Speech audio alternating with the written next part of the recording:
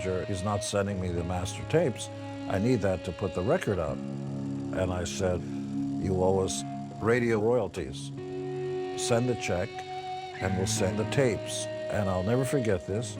Neil Bogart, who I thought was my friend and was always a big supporter and everything, but I think was scared to death because he allegedly and purportedly borrowed money from the wrong kinds of people. Well, Neil Bogart says, listen, asshole, you don't know who you're dealing with. You're gonna send me those tapes or I'm gonna break your legs.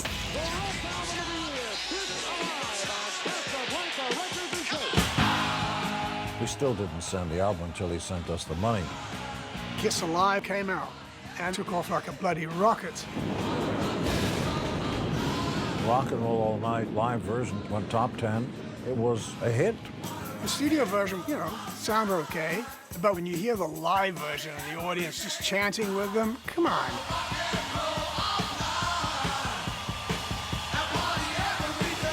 You can't replace that. That thing saved the company's ass. Less than 2 years ago, Kiss came to Detroit, and now they've sold 1 million records. Kiss Alive sells 1 million records right away. We couldn't have done this without Detroit! We were the second platinum album in history. The first one was the Eagles, and within an hour, Kiss Alive. We really love you! That was the beginning. What is most important to you, the spectacle or the music? The audience. The audience. How do you want your ideal audience to feel when you finish with them? Exhausted. The connection between the fans and the band comes from a sense of reciprocity. We give back what we are given, and that snowballs. You know, we've said it before, and we're gonna say it again. You people are number one! We were having a great time. We were really digging being famous, and it did happen quick for Kiss. We got together, I believe, 71, 72, and then 76, we were styling.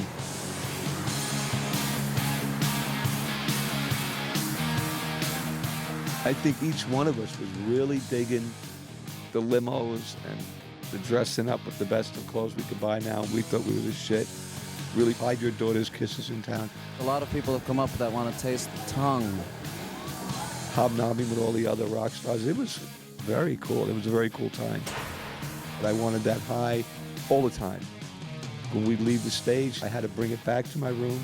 So I partied and I just kept taking it with me, and that's dangerous. If you can't, you got to know when to leave it and when to have it.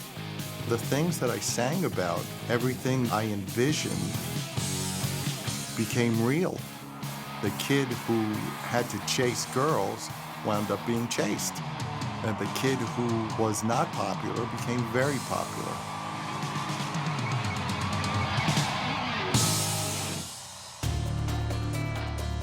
But when Kiss Alive came out and became a big hit, Bill, in his wisdom, said, you might have this huge success now, but you need a great studio album, not like the last few. And in short order, he said, there's a guy named Bob Ezrin. He should be producing you. He'd worked with Alice Cooper. It was a big deal. I was pretty successful. I'd had a couple of really big records, and I was pretty full of myself. I thought I had the answers to everything, and that made me perfectly suited to working with Kiss. Bob really took us to another level. I learned a lot from Bob. He opened my eyes to sonically what was possible with other instruments, like with piano, replicating what a guitar was playing to give it more depth. We were venturing into new areas for Kiss. To me, their characters, they were like big screen characters, and I wanted to treat them like that in the music that we made. So the stories we told were more dramatic, and they were about people other than just themselves. Detroit Rock City, that was like a mini symphony. It's like a piece of rock theater. He had so many creative ideas. he was a big influence, musically, lyrically. He'd say, I don't like that part, but I like that part. Okay, that's the verse. Who's got the chorus?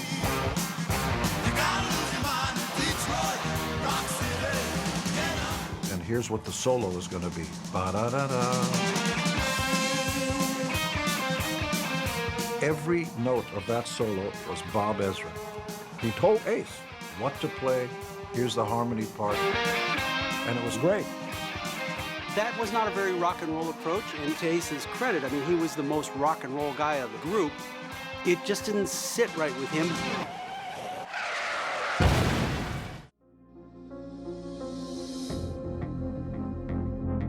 The Destroyer sessions were tough.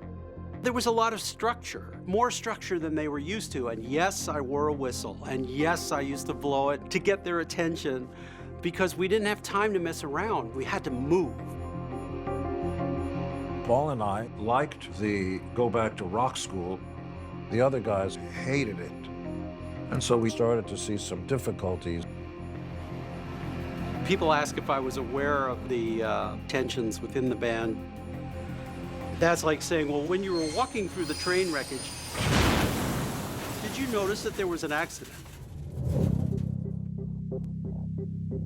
Bob kind of ran the show like a dictator, and we weren't used to that. None of us were. You know, we all have big egos. That's when we started to see the first big problems go down with Ace. Ace was struggling a little bit. You know, he partied a lot, he was late coming in. Sometimes he just didn't show up on a session where we were supposed to be doing lead guitar. I'm on the phone with Ace. You got to come down, play a solo. You weren't here for the tracks and everything. You got to come down. Hey, I can't come down. Why not? I got a card game. So we got another guitar player to come in and play the parts, which were great. I think he started feeling alienated and ganged up on, and the truth is he was. I've never been high or drunk in my life, just haven't. Just never appealed to me, so I never emotionally understood it. Really, he was just being what he was supposed to be. He was supposed to be a rock star. And he was being a rock star. And look, in New York in 1976, cocaine was everywhere. Your dentist had it, your lawyer had it. Every rock star, for sure, had access to it, whether they took it or not. So, yes, I had cocaine. And yes, I recall doing it together with some of the members of the band. I was doing coke, trying to keep up with Ezrin, which was an impossibility. But I think personally, that album, Ezrin did everything perfect for it. I have to say that any drug use to me is excessive. But Bob was a functioning addict. He managed to do what needed to get done and do it brilliantly. He was at the top of his game. Destroyer was far beyond anything we could have come up with on our own. A perfect proof of that is Beth. I think it was Bill O'Coin who told me it was important that there be one Peter Criss song on every album. It was just the political reality of the band. And one day, Peter was riding in the car with me, and he starts humming Beck, B-E-C-K. He goes, oh, it's a song called Beck. I sung it to Gene one day, and he liked it. And then when Ezrin got it, he said, well, we can't sing about Jeff Beck. We got to do something about it. How about Beth? And I asked if it would be okay if I took it home and worked on it for a little bit. And I know it was very different from anything they had done before, but I was convinced that that song would touch everybody. KSAN in San Francisco. Right now, I want to play you a cut. Disc jockeys started playing Beth. And it became massive. Destroyer propelled us to new heights of popularity. I mean, Beth won a People's Choice. And the winner is... Congratulations, Beth!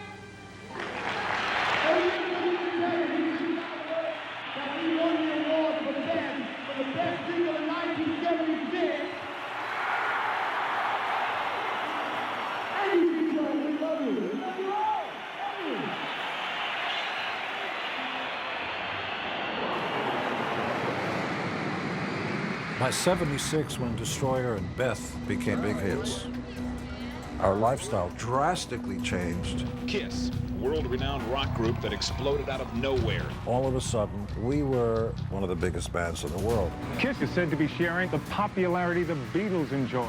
When I first realized how big we were going to be, A new breed of rock and roll. and that it was now out of all of our hands, Kiss. Kiss. Kiss. it was frightening. I liken it to being pulled up on the roller coaster. The chain is underneath and it's pulling you up, and you know that when you get to the top, The view from up there, breathtaking. that's when the ride begins. That's what it felt like. Death-defying. Like all hell was gonna break loose. Voltamos já. Oferecimento Volkswagen Taos, seu próximo SUV.